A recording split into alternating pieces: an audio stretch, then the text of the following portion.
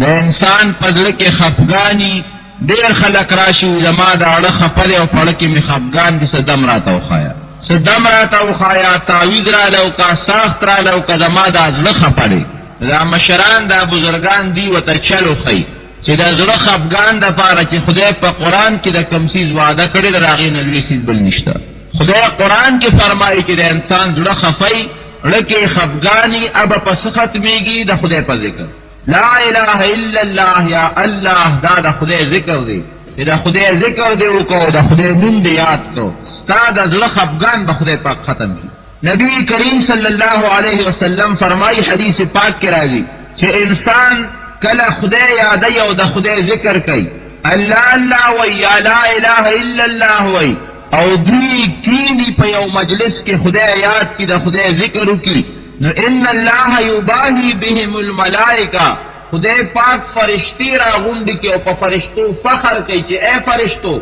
تاسو وی چې انسان م پیدا کوا دا انسان د پزمکه کې فساد کوي خدای ویني بتوي او خدای ستا خلاف بکوي نو اے فرشتو وګورئ د ما بندگانو ته هغې خو ما یادوي هغې خو زما ذکر کوي الله الله وایي او لا اله الا الله وایي دوی خو ما یادوي نو کوم خلک چې خدای یادوي او د خدای ذکر کوي الله فرشتو باندې فخر کوي چې زما د مخلوق ته وګورئ تاسو وی دا م پیدا کوه ما پیدا کړل دوی خو ما یادوي زما ذکر کوي نو الله په خپل نوم اغشتو خوشحالیږي او د دې یو مثال تاسو ته وښیم ماله مثلا یو سړی راغی یا تاله یو سړی درغی او ما ته وایي چې پلان کې دی کې چا ته یادولې پلان کې دی کې چا ستا صفت کا او ته یادولې نو زه به پې خوشحاله شم زه به ورته دعا وکړم چې یاره خدای دې ورسره خو کړي چې یو سړی ما یادوي یو سړی زما نوم اخلي خدای دې ورسره خو کړي نو هر کله چې ته د خدای نوم اخلي او ته خدای یادوې او دا خدای صفتونه ذکر کې چې خدای لا اله الا الله خدای نوم دې واغش صفت دې مولا ذکر کو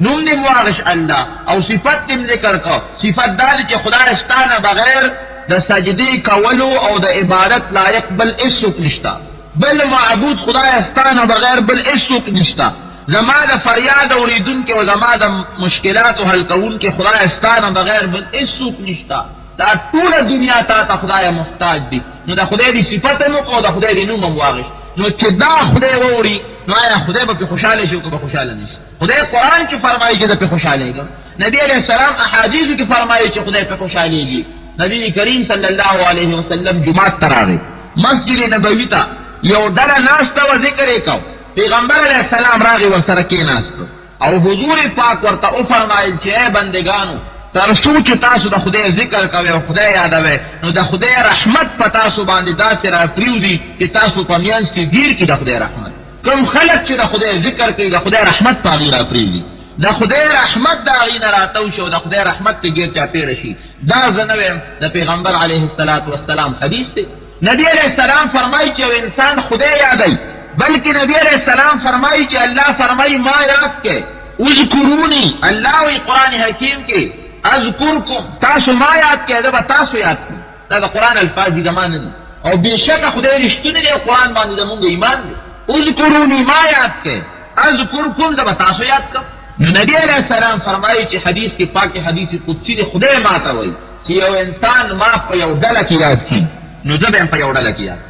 ما یو ډله کې یاد کړي یو ډله ناست سره یو انسان راپاسي او ما یاد کړي الله الله لا اله الا الله یو ډله کې ما یاد نو الله فرمایي زه به هم په یو ډله کې یاد کړم خو چې دې په کومه ډله کې ما یادوي زه به یې د هغې نه په غوره ډله کې یاد کړم ذکرته فی ملئ خیر منه دې چې په کومه ډله کې ما یادوي خو د انسانانو ډله ده انسان خو خامخا ګناه کوي نو د ګناهګارو خلکو ډله کې دې ما یادوي زه به یې د دې نه غوره ډله کې یاد کړم چې د خدای د فرشتو ډله ده چې هغه بې ګناه مخلوق دی زه به یې د پیغمبرانو په ډله کې یاد کړم زه به هلته ووایم چې زما پلانکي بنده دی او زما ذکر کوي ما یاد نو دې ما د انسان په ډله کې یادوي زه به دې د فرشتو په ډله کې یاد دا د الله ذوالجلال د قرآن وینا نبی کریم صلی الله علیه وسلم فرمایي یو ځل چې یو انسان د زړه اخلاص وایي چې الله دا د پیغمبر علیه السلام حدیث د مشکات شریف کې لیکلی دی یو ځل چې یو سړی د زړه اخلاص نه وایي الله خدای پاک درې کړه ته وفرمایي چې ولې بنده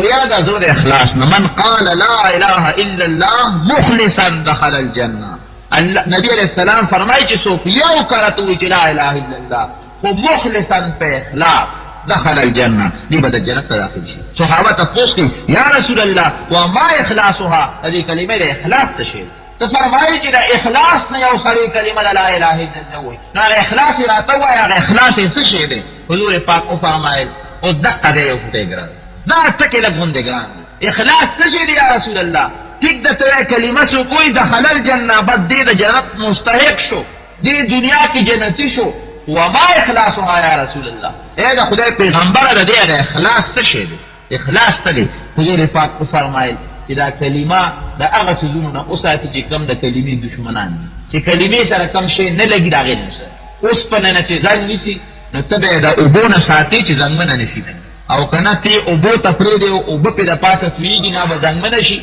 دارنگی بازی سزونا دی چی اغیر سر کلمام زنگ نسی اغی سره کلمې ته نقصان رشي نو تبع دا کلمه دا هغه څیزونو نه ساتې. نو حضور پاک فرمایي اخلاص یې څه شی دی؟ پکې ګرمي ده باندې لګه کوم اخلاص یې څه شی دی؟ نو حضور پاک فرمایي اخلاص یې دا دی چې دا هغه څیزونو نه وساتې چې کوم څیزونو کلمې سره نه لګي دا هغه نه وساتې. نو بیا پیغمبر علیه السلام تشریح یې دا دی ویل که یو سړی کلمه په اخلاص وایي نو هغه به اوس غلا شوه ډاکه شوه نور ناروا څیزونه شو د دې څیزونو د کلمې سره نه لګي. مونځ نه کول شو روژه نه نیول شو حج پې فرض دی هغه نه کوي دا څیزونه د خدای تابعداري د شیطان خلاف کول دا به ورسره ملګری. او که نه ته دې کلمې سره د کلمې دشمن ملګری کې مثال یې داسې دی لکه چې ته اوسپنې سره صفا اوسپنې سره اوبه یو ځای کې زنګ به ونیسي بل ځای وخوري نو چې ته ورسره د خدای دشمني او د شیطان تابعداري ملګری کې نو دا کلمه د اخلاص کلمه بیان ځکه خو نبی علیہ السلام فرمایي چې کله د قیامت ورځ شي روز به د قیامت شي یو سړی به ګناهګار به یو کم سل دفتر به د ګنای یو کم سل او یو دفتر به دومره وي چې که راخور شي نو حضور پاک فرمایي دا ځمکه او اسمانونه به د ډک شي دومره ګناه به یو دفتر دومره دی که دا یو دفتر راخور شو نو دومره زیات دی یو دفتر چې د ده د یو دفتر د ګناهونو نه به د ځمکه اسمانونه ډک شي دا د ګناه یو دفتر دومره دی نو یو کم سل دفتر به د ګناه ډکې وي او نیکۍ به یې وي خو یو دفتر به یې د نیکو وي یو دفتر نو چې کله د سره تولی شي نو ګناه یو کم سل دفتر دی او نیکۍ یو دفتر دی ګناه یې درنه شوه او نیکۍ یې سپکې شوې نو حکم به وشي چې جهنم ته روان شي. قیامت په ورځ باندې به کولو اعلان کېږي د پلار نوم به نه اخلي د مور نوم چې پلانکې د پلانکې زوی ده باندې د جهنم حکم وشو دی د جهنم ته بوتلی شي نو فرشتې به پکې پړې واچوي او راکاږي به جهنم ته. د مور نوم به اخلي د پلار نوم به نه اخلي ولې ځکه چې بعضې سړی به نو د هغه دې کې داسې وي چې هغه ارامي وي خدای پاک هلته هم په انسان پرده اچوي دنیا کې خو سړي ته پته نه لګي یاره پلانکي زوی دی او ممکن ده چې هغه د بل چا زوی وي نو هلته هم خدای نه شرموي ولې دنیا کې به خلک وایي چې ښه مونږ خو د پلانکي زوی دی دی خو د پلانکي ختنه نو مور به یې الله پیغمبر علیہ السلام فرمایي چې دنیا کې چا په چا پرده واچوله نو زه به په دې سړي چې به بل مسلمان یې پرده واچوله آخرت کې به د پرده من ستر علی مسلم ستر الله علیه تا په مسلمان پرده واچوله هر انسان د ګناه نه ډک دی څه ناڅه عیب هر چا کې شته نو پردي عیبونه مه لټوه ته پردي عیب لټوې دې لپاره چې د هغه بېعزتي وکړمه نو خدای به ستا بېعزتي وکړي هغه بېعزته نه کړي عزت د خدای لاس کې دی عزت ورکول ذلت ورکول د خدای لاس کې نو که ته پردی عیب لټې پردی بېعزتي لټې پردی عزت ختمې نو تا خو تا په هغه پرده وانه چوله که نه نو خدای به تا باندې پرده وانه چوي او چې تا پې پرده واچوله هغه کې یو عیب دی هغه کې یو ګناه ده او تا پې پرده واچوله نو د خدای پیغمبر لوس کوي چې الله وایي چې زه به په ده پرده واچوم د قیامت پر د ګناه به ورځي ګناه به وله پټه نو خدای به د قیامت په ورځ باندې پرده چې د پلار نوم به نه اخلي ځکه بعضې خلک پکې ارامیان دي ارامونې دي بیا خو به د پرده لاړه شي نو د مور نوم به خدای پاک اخلي چې د پلانکې زوی هغه باندې د جهنم حکم وشو فرشتې به تیارې ولاړي داسې فرشتې چې د هغې په چا باندې زړه کې رحم نه راځي جهنم ته به روان چې جهنم ته روان کړي الله به آواز وکړي دا بنده جهنم ته روان شو فرشتې به او صاحب او خدایا جهنم ته روان شو الله به بیا واپس یې کړي ای بنده را واپس شه ستا یو نیکي پاتې ده هغه مونږ نه راتللی چې هغه دوباره ستا تولی شي یو راکوټې غوندې پرچه به یې راکوټې غوندې کاغذ هغه راکوټې غوندې پرچه راکوټې غوندې کاغذ به خدای پاک دله ورکړي چې دا والا او دا دوباره ستا دا تول کو دا ورکوټې نیکي ستا پاتر کې ستا بیا دا نیکي وتلو نو دی به وایي رب ما هذه البطاقه خدایه دا رپوټې کاغذ د څه شی دی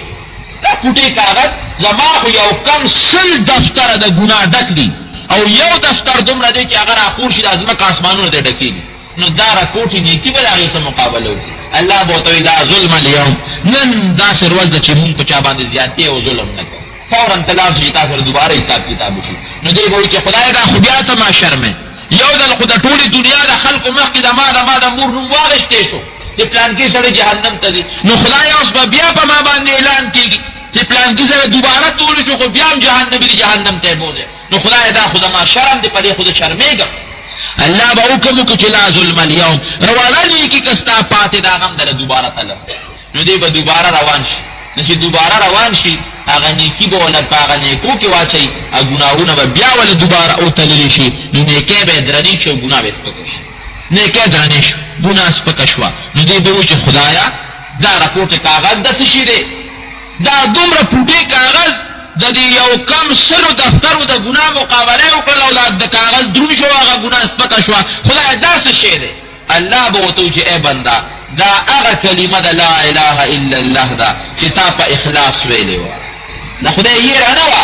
چې ګنې مخکې وله نه تلله خو دا خدای د دې کلمې هغه زور انسان ته کوي وله ذکر الله اکبر الله قرآن کوي د خدای د ذکر نه لوی شی بل نشته دا هغه پرچه وه چې تا د په اخلاص باندې کلمه د لا اله الا الله ویلې وه دا مونږ تاله دوباره واچوله نو د الله پیغمبر فرمایي چې د یو خدای د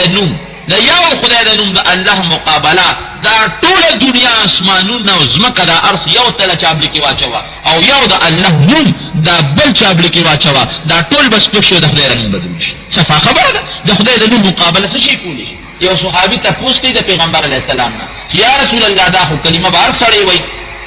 نو نبی علیه السلام ورته وفرمایل چې یو شی شته مفتاح الجنة کلمة لا اله الا الله کلمه د لا اله الا الله د جنت کنجي ده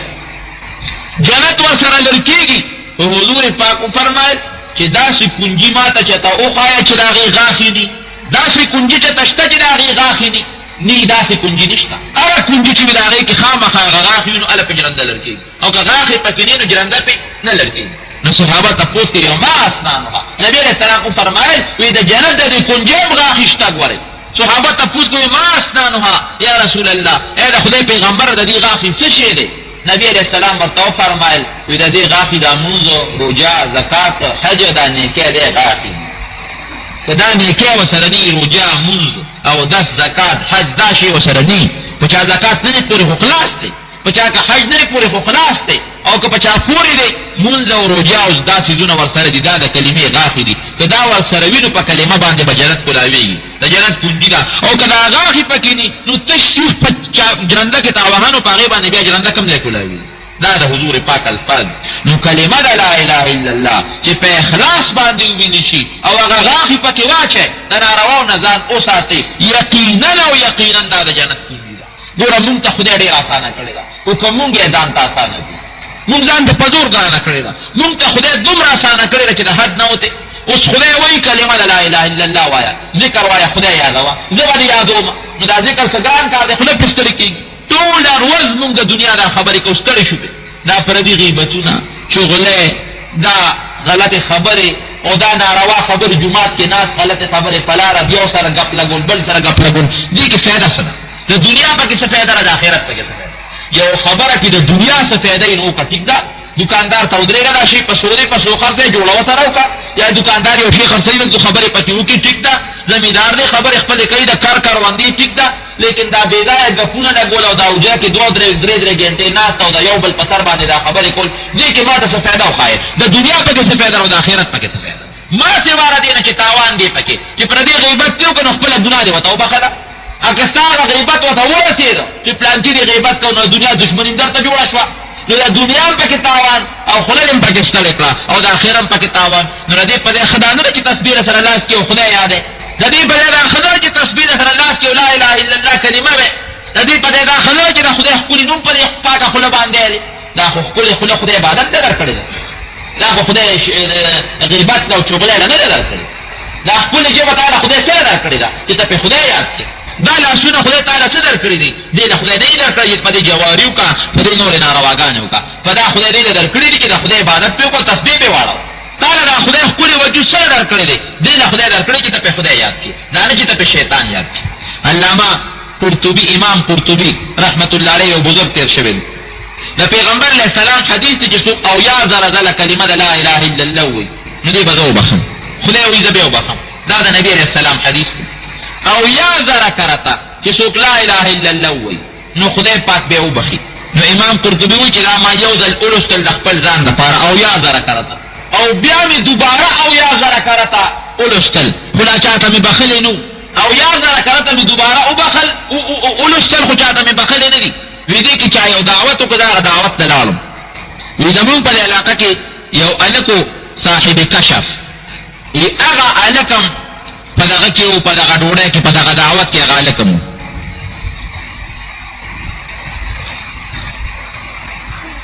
هغه هلک چې و نو هغه هم په دغه دعوت کې و چې خلکو به وایي چې دی صاحب کشف دی. صاحب کشف دې ته وایي چې بعضې وخت یو سړي ته داسې ناشنا څیزونه ښکارېږي. نو موږ هغه ډوډۍ ته چې کېناستو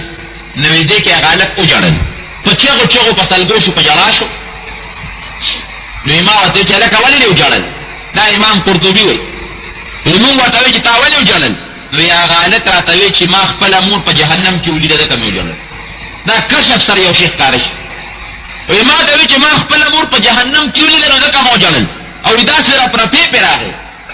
نو وایي ما اویا زره ځله کلمه د لا اله الا الله ویلې وه، نو ما وی چې یاره دا مور په جهنم کې ده، نو ما ورته وبخل. ما دې اړه کې ده ووي چې خدایه دا اویا زره کرته کلمه د دې هلک مور ته ما وبخله، خو دا ما دې اړه کې وي دې هلک ته مې غږ ونه کړ. وی د دې ډوډۍ د خوراک په دې دوران کې هغه هلک وخندل، په خندا شو. وی ما ورته چې هلکه ولې دې وخندل؟ وی یاره تعجب دی، عجیبه غوندې شی مې ولید. وی ولې؟ وی اوس لږ ساعت مخکې مې خپله مور په جهنم کې ولیده، په دوزخ کې، او اوس هماغه خپله مور په جنت کې ینم، اوس مې جنت کې ولیده. ناشنا غوندې شی وشو. دی وی امام قرطبی رحمت الله علیه وی ما د دغه حدیث نه دوه څیزونه معلوم کړل. وی یو خو ما ته یقینا دا معلومه شوه چې دا د پیغمبر علیه السلام حدیث دی، یقینا معلومه شوه، ځکه چې دغه ښځه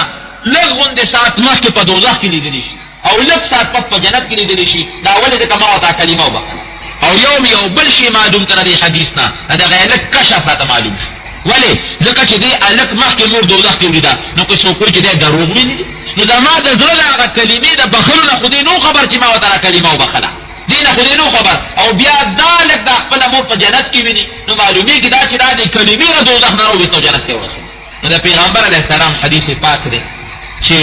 یو سړی اویا زره کرته کلمه ووایي، دی به خدای جنت جهنم نه وباسي، جنتي به کړي. او که په خپله یو سړی بل یې ووایي بل چاله، نو هغه چې چاله یې ووایي هغه هم خدای جنتي وګرځوي، هغه هم خدای له جهنم نه وباسي. نو د دنیا د خدای مقدر کړي او د ژوند او د مرګ هېڅ پته نه لري. دا دنیا داسې روانه ده. نن یو سړی جمدی دی، ښه ګپ شپ او ښه خبرې به کوي، او ګینټه پسې هېڅ پته نه لګي، بیا به مقبره کې پروت تورو خاورو لاندې دفن شي. نو په ژوند ګورې هېڅ قسمه اعتبار نشته. ژوند ډېر بې اعتباره شی دی، زندګي دا ژوند ډېر بې اعتباره شی دی. هېڅ پته نه لګي چې د چا یو ورځ ژوند دی، که یوه میاشت یې ژوند دی او که کال یې ژوند دی. نو کم از کم د دې ژوند نه فایده واخلئ، د خدای ذکر پکې وکړئ، د خدای کلمې پکې ووایئ، خدای پکې یاد کړئ، په پیغمبر علیه السلام درود پکې ووایئ، ځان د خپلې نیکۍ زیاتې کړئ. هېڅ اعتبار ګورې په دې ژوند نه دی پاتې. دا اوس خط ما ته میلاو شو، زمونږ د کلي حاجي صاحب دا خو ویلي دي چې هغه د تحسین الله حاجي صاحب حکیم صاحب هغه وفات شوی دی، خدای دې وبخښي. د حیات الله او د هدایت الله لا حکیم صاحب دا جانو د تندي تحسین الله حکیم صاحب، نو خدای دې وبخښي. ټیک ټاک و جګ جوړ څو ورځې مخکې مونږ پخپله لیدلی دی، او نن 15 بجې د پیرانو مقبره کې جنازه ده، 15 بجې. نو د ژوند باندې سم اعتبار اوس پکار دی. څو ورځې مخکې ټیک ټاک دارنګې مولوي صاحب زمونږ تاسو سره د جمعې لمونځ وکړو، هغې نه پس وفات شو. بیخان کاکا خدای پاک دې وبخښي، همیشه د دغې نه مخکې جمعه باندې راغی دلته کې یو دغه یې وکړه، څه ورته ویلی شي، جمعه کې مونږ سره وکړو، بیا هغه په تورو خاورو لاندې کړو. نو د ژوند نه بې اعتباره څیز بل نشته. یو انسان ته دا پته نه لګي چې شپې ته به زه ورسم او که به زه ونه رسم. نو ژوند باندې څه اعتبار نه دی پکار. خو کم از کم کوشش وکړئ چې په دې ژوند کې داسې عمل وکړئ چې هغه د خدای پاک نه خوشحالولي د شیطان نه، او کوشش وکړئ چې کم از کم دا ذکر لا اله الا الله دا کلمه که په لاره ځیم ځان در تسبیح ګرځوه. بعض خلک د تسبیح پورې خاندي، وګوره دې پورې خندا نه راپکار. تسبیح ډېر د فایدې شی دی چې تسبیح در سره لاس کړي نو خدای به راته یادېږي. هسې به نه د خدای نوم هېري، خو چې جیب کې تسبیح وي او ګوتې دې به پورې وجنګېدې نو خدای به راته یاد شي. نو د پردي غیبت نه به خلاص یې، د چغلۍ نه به خلاص یې، د دنیا د خبرو نه به خلاص یې او خدای به یاد.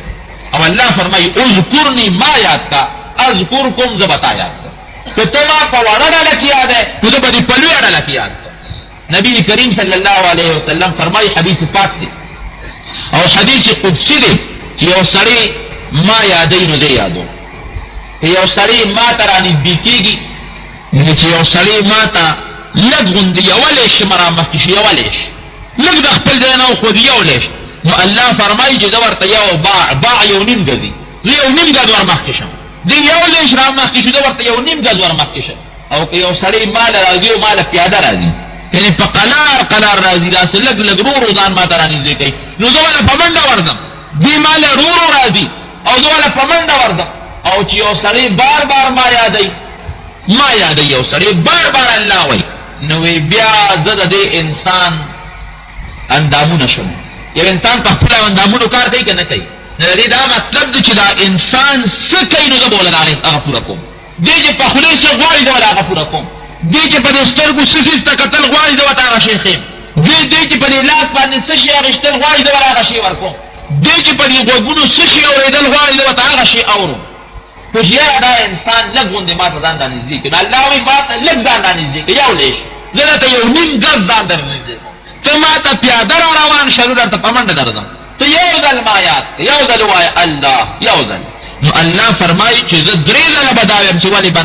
بنده هره شپه کې حدیث پاک کې راځي چې هره شپه په دې اخره شپه کې د خدای رحمتونه د دنیا د اسمان ته راټولېږي او خدای پاک په خپل آواز کوي چې څوک سوال کولو والا شته چې ما نه غوښتنه وکړي. آیا څوک سوال کوونکی شته چې ما نه غوښتنه وکړي چې زه ولله ورکړم؟ ګوره خدای په خپله سوال کوي اخره شپه کې دا تهجد وخت. څوک غوښتونکی شته چې زه ورکړم؟ څوک سفارش کوونکی شته چې زه سفارش قبول کړم؟ څوک پیسو غوښتو والا، دولت غوښتو والا، دنیا غوښتو والا شته چې زه ولله ورکړم؟ نو خدای پیغمبر خو دروغ نه وایي، زمونږ ایمان دی پکې. او پیغمبر علیه السلام د خدای نه حکایت کړي چې دا خدای ویلي دي، نو خدای دروغ نه وایي، زمونږ په ایمان دی. نو چې ګوره خدای درته په خپله آواز کوي چې ای څوک ستایل شته چې زه ورکړم، څوک شفاعت کوونکی شته چې څوک سفارش غواړي چې دې پوره کړم، څوک پیسو او دولت غوښتو والا شته چې زه ولله ورکړم.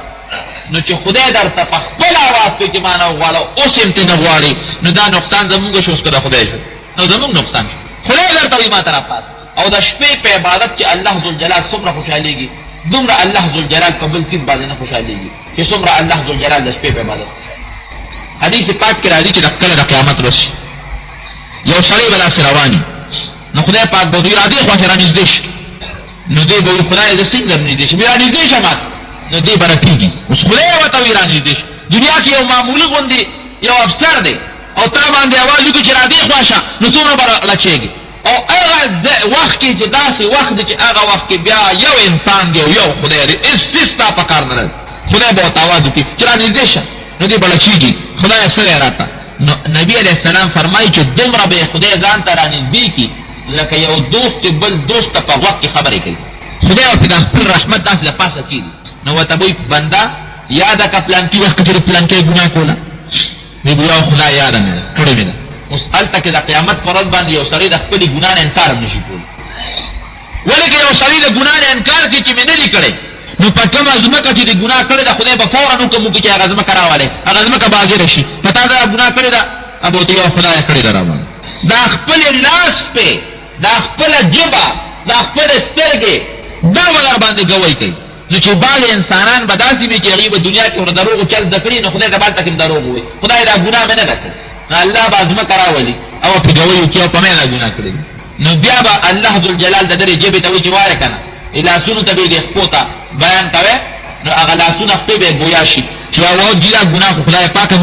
په موږ یې کړې ده. نو دې دا سړی به غوسه شي، نو د خپلو اندامونو ته به کار شي چې زه خو ستاسو لپاره دروغ یم چې د جهنم د عذاب نه بچ شئ، نو تاسو په خپل ځان په خپله ګوی کوئ. نو دا خپل لاسونه، خپې، ژبه، دا به خپل انسان دا سترګې دا به در باندې ګوی کوي. خانو کم پا بخلاصېږي د دنیا کې خو چې یو سړی جیل کې واچي نو رشوت به ورکړي سفارش به وکړي مال به ولګي یا به طاقت استعمال کې د جیل دروازه به سوری کې دیوال به سوری کې او به تختې نو هلته چا نه تختې او کم پا تختې نه د پیسه په کار راځي نه د سفارش ته او نه د جیل د هغه داروغګانو نه د هغې د هغه فرشتو نه تختې دی چې خلاصېږي د هغې نه خو داسې فرشتې دي چې د خدای په دې په چاره هم شته یو سړی به روان کړي جهنم ته آدم علیه السلام به ولاړ لکه د کجورې د پاڼې شان شنې جامې به یې اغوستې یو سړی به جهنم ته روان کړي نو دوی به آواز وکړي پیغمبر علیه السلام ته چې یا احمدو د نبي علیه السلام احمد نوم دی نو پیغمبر علیه السلام ورته لبیک یا ابي زما پلار حاضر یم څه وی ستا یو امتي روان کړی د جهنم ته نو دوی به آواز وکړي هغه فرشتو ته ودروئ هغوی به یې نه ودروي دوی به ورته بیا آواز وکړي ودروئ هغوی به ورته وایي چې ولې ستا قرآن کې نه دي راغلی چې علیها ملائکة غلاظ شداد لا يعصون الله ما امرهم ويفعلون ما يؤمرون چې د دوزخ داسې فرشتې دي چې هغه سخت دله دي په چا باندې زړه نه نرمېږي غلاظ سخت دله شداد سخت زړی دي په چا نه نرمېږي لا يعصون الله ما امرهم چې خدای ورته څه وایي نو هغې کې د خدای نافرماني نه کوي ويفعلون ما يؤمرون چې خدای ورته څه حکم کوي هغه پوره کوي نو ولې ستا قرآن کې دا نه دي راغلي موږ ته خو خدای حکم کړی چې جهنم ته یې بوځئ نو د خدای د حکم نه موږ نافرماني څنګه وکړو نو پیغمبر علیه السلام به خدای ته فریاد وکړي سفارش به وکړي چې یا الله دوی ته ووایه چې دا ودرې لږ غوندې نو الله به فرشتو ته وی ودروئ وی څه وی وی لږ یې راواپس کا نبي علیه السلام به ورته وایي چې لږ غوندې خدای دوی ته ووایه چې راواپس یې کا نو الله به ورته وایي چې حبیبه څه دپاره وی د ده یو نیکي پاتې ده هغه ما سره ده هغه تېره شوې ده نو اوله واپس په نیکو کې تلي نو دا سړی به راواپس کړي را به یې ولي نو دوباره به د تور شروع شي د پیغمبر علیه السلام په سفارش باندې چې دوباره ټول کله شروع شي نو دا سړی به وایي چې ته څوک یې دی به پیغمبر علیه السلام نه پېژني نو اب هم دغسې وایي چې دا زما نیکۍ خو دوباره مه تلی په ما خو یو ځل د جهنم اواز شوی دی اوس زما نیکۍ سپکې دي او ګناه مې زیاته ده نو دوباره را باندې بیا اواز کېږي چې پلانکې د پلانکې زه جهنم ته بولم دا خو زه بیا شرمېږم نو پیغمبر علیه السلام ودې چې ته خیر دی په قلا شه دوباره یې مونږ تلو آدم علیه السلام به ولاړي ګوره چې حساب کتاب کېږي نو د آدم علیه السلام اولاد سره کېږي که نه نو دی به ورته ولاړي دا نیکه به ورته ګوري دی به ولاړي هغه فرشتې به هم ولاړي چې کومې فرشتې دا لیکل کړي دي کرام الکاتبین هغه هم ولاړي ولې که خدای تپوس وکړي دې ګیله وکړي چې خدایه دا ګناه خو ما نه ده کړی دوی لیکلې ده هغوی به فورا خپله کاپي رجسټر به راوالي چې صاحب پلانکي وخت کې پلانکی وخت په پلانکی ځمکه ده دا ګناه کړې ده مونږ لیکلې باقاعده هغوی به ولاړي کرام الکاتبین هغه ولاړي آدم علیه السلام به د خپلو نسو تماشه کوي او د کوم پیغمبر امت سره چې حساب کېږي هغه پیغمبر به هم ولاړي نو چې د پیغمبر علیه السلام امت سره حساب کېږي دی به هم ورته ولاړي باقاعده او خدای به خپل حساب کتاب کوي تله د میزان به لګېدلي نو ده سره به دوباره بیا حساب کتاب شروع شي نبي علیه السلام سره رکوټې غوندې پرچه به یې اب وله په نیکو کې واچوي نو چې تیل وتللی شي نو نیکۍ یې درنې شي او ګناه یې سپکه شي حکم به وشي جنت ته یې بوځي نو دا سړی به راشي د پیغمبر علیه السلام په دې خپو به پروت وي چې سړیه ته څوک یې ته څوک یې تا خو زه نه پېژنم تا خو زه د لوی غم نه خلاص کړم زه خو جهنم ته روان کړی وم نو پیغمبر علیه السلام به ورته چې ستا پیغمبر یم اخیر پیغمبر تا په ما ایمان راوړي وی دا کاغذ کې سو وی دا هغه درود دي چې تا په ما ویلي دا ما ځان سره ساتلي نو د دنیا دا فالتو خبرې ښې دي او که درود شریف ویل پکار دی څه ضرورت شو چې د دنیا فالتو خبرې فضول غیبت چغلي او دا سړی سړی وي ولې نه په تسبو باندې د خدای نوم او د خدای د پیغمبر نوم ولې نه یادوي ستا آخرت کې کم شی پکار راځي د دنیا د کاروبار خبرې نو کول هغې نه د خلاصي نه کېږي خیر مقصد مې دا و چې خدای پاک به دا سړي ځان ته رانږدې کړي نو ورته به وایي چې دا پلانکی ګناه دې کړې ده نو دی به وایي او خدایه کړې مې ده لکه دروغ به نه وایي بیا به دا پلانکی دې کړی دی به وایي او خدایه کړې مې خو الله به ورته دا واړه واړه ګناهونه یادوي چې ده کوم دا پوټي پوټي واړه واړه ګناهونه کړي نو چې دا یو یو ورته یادوي دا سړی به زړه کې وایي چې خدایه دا خو دا واړه واړه ګناهونه دي دا خو خیر دی خو خدایه هغه لوی راته چې ته را یاد نه خدای هسې نه هغه لوی راته را یاد نه کړي خدای به ورته دا واړه واړه ښایي نو چې دا ټول ګناهونه ورته خدای پاک وشمېري نو ورته وایي بنده دا خو تا کړي دي نو دی به غچېږي داسې رپي به یو خدایه کړي مې دي الله به ورته وایي چې ښه دا مې درله په نیکو بدل کړه دا ګناه مې درله په نیکو بدله کړه نو دی بړه کې ډاډه شي نو دی به خدای پاکه داسې څه ګناه دی اوس خوشحاله شي که نه چې دا واړه راله په نیکو بدلوي نو هغه غټ مې راله یاد نه کړله دا واړې راله په وړو نیکو بدل کړل نو هغه غټ به راله په غټو نیکو بدلوي خدای بعضې ګناهونه خو دا دي چې هغه خو تا یاد نه کړله نو الله به ورته وایي چې ما ځکه نه یادوم چې ته به خفه شوې وې ما ته خو یاد دي تا غټ غټ ګناهونه هم کړي دي یو خدای هم کړي دي نو الله به وایي دا مې هم دله په نیکو بدل کړل الله قرآن کې فرمایي اولئک یبدل الله سیئاتهم حسنات. د کم بندنه چې خدای خوشاله شو د هغه ګناهونه به خدای په نیکو بدل کړي. سر لوی رحیم کریم بادشاه دنیا کې تا سره زه بد وکړم او بیا له جرګه درولم چې ما وبخه، نو کم از کم چې مې بخې نو دونه خو به راته وی که نه یاره بخم دې خدا تپوس نه کوم چې دا زما دا بیرتي ولې کړې ده، بخم دې خو دونه تپوس کوم چې دا بیرتي مې ولې. دا خلک وایي که نه وایي الله ته چې سر ښکته کړې او توبه وباسې خدای له ته دام نه وایي چې دا ګناه دې ولې کوله، بلکې دا خدای چې تا کم خلاف کړی دی او د شیطان دې خوشحاله کړی دی او کومه ګناه دې ګټلې ده خدای درله هغه ګناه په نیکۍ بدلوي. دومره لوی رحیم بادشاه خو نو سر ښکته کول او توبه خپل ورته ګران الله به وایي چې تا آخر وخت کې زه خوشحاله کړم، تا توبه وایسته زه دې یاد کړم. نو دې وخت کې اوس به د تا یادومم. نو ګوره قبر کې خدای ته یوازې پروت دی، ځان قدم کې خدای ته یوازې پروت دی، د محشر پر ورځ بیا ستا مال دولت هېڅ نه پکارېږي، هلته خدای ته یوازې ولاړ. نو چې کوم خدای ستا پکارېږي نو هغه خدای دنیا کې یاد. نو کوشش پکار دی، د خدای ذکر پکار دی، خدای یادول پکار دی، تسبیح اورول پکار دی، ځان خدای ته نږدې کول پکار دی. مونږ یو جمعه د مولوي صاحب د وفات نه پس دلته ذکر کړی، هغه پسې جمعه باندې. نو بعضې کسانو دا خواهش وکړه چې ته یو خو د ذکر متعلق څو خبرې وکړه، نو ځکه مې وکړې. او بعضې کسان دا څو جمعونه ما ته لګیا دي خو ما پې عمل تر ننه پورې نه دی کړی، خو نن بعضې ملګري د جومات کې ناست دي هغوی مجبوره کړم چې ته لږ غوندې د جمعه کې ذکر کوه. نو هره جمعه خو ګرانه ده ځکه چې هلته کې بیان هم وي پکې، نو هره جمعه ګرانه او بیا که د چا د ذکر خواهش وي د مانځه د جمعې نه پس بیا ځان له یو حلقه د ذکر بیا که چا خواهش وي نو کوو به. او اوس دې کسانو برګر له غوندې خواهش کړی دی نو ذکر سره شیطان هم تښتي خدای هم پرې خوشحالېږي. ګرانو محترمو اوریدونکو دا کیسټ یو کم 80 نمبر ډک شو د شیخ الحدیث مولانا محمد ادریس صاحب په آواز. په دې کې تاسو د دعوت تبلیغ بیان او د ذکر فضائل واورېدل. دا به تاسو ته پېښور ښار کې بیرون کچرې گیټ اشرف روډ سرای فقیر خان ناصر خان کیسټ هاوس کې د ناصر خان او حیدر خان سره ملاویږي. د دې نه علاوه د هر قسم دینی تقریرونو، نعتونو، تلاوتونو کیسټې او د مولانا محمد ادریس صاحب د هر جمعې تقریر به هم تاسو ته د دې دکان نه ترلاسه کیدی شي. ټلیفون نمبر دی 25 29 12.